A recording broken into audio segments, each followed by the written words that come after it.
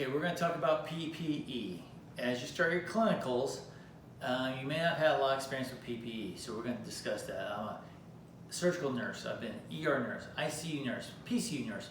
I've done a little bit of everything, and so I'm really familiar with PPE and maybe some tips and tricks we're going to show you. So I've got some laid out here. So the first thing you're going to do is you're going to take your face mask, and you might get N95 like this one, you might get a regular one, okay? So we're going to put this on. That's going to be the first thing you put on because you definitely want to protect your breathing, okay? So you pinch up the nose. The larger part that opens up is going to come down through the bottom right there. Now, here's one trick. You have, in the side, you have a top one and you have a bottom one, okay? So flip them. Take the top one, pull it down like that. And the top one and the bottom one, you pull up. What it does, it helps that seal these better so that it's a better seal for you, okay? Because they're pulling opposite of what they're lined up. So you see that? I have nothing up here, nothing on the sides. I have a good seal, okay? So next thing is, if you have eye protection, you should have eye protection. Go ahead and put your eye protection on. May not be as sexy as these, but hey, work with what you got.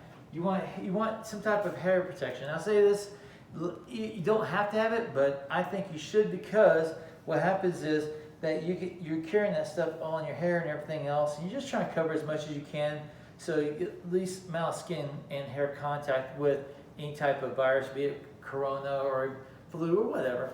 So anyway, of course, it's Texas A&M because there's no better college than that. Okay, so just want to recognize that. Now here's a little trick.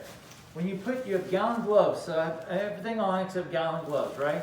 So here's a trick for your gown. Okay, put your gown on first. You're going to put your arms through here. Okay, and like that, like so and so. Okay. Now I'm going to pull this all the way through, like that, and I put my gloves on. I'm going to show you something that happens that, as a surgical, and I've learned this as a surgical nurse, sometimes you get gaps. You don't want that gap, okay?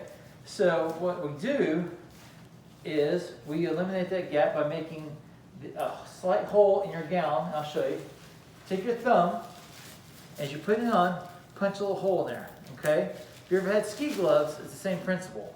So it can't go any higher than that.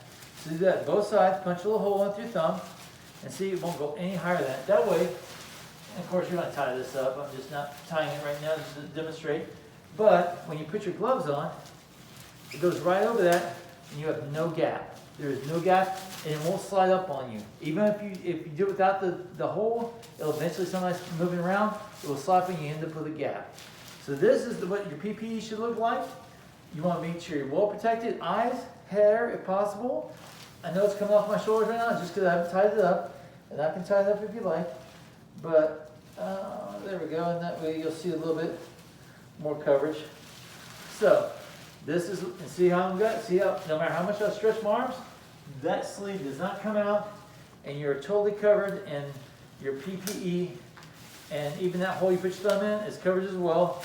And the bottom here, you'll have a tie in the back as well, and you can tie that, have a friend tie it, whatever, and you have it tied up, okay? So, that's it. PPE, everything is covered as far as you can see, except maybe right here in my neck, and you can't do anything about that, okay? So, congratulations on PA school. Good luck on your clinicals, and I hope this helped.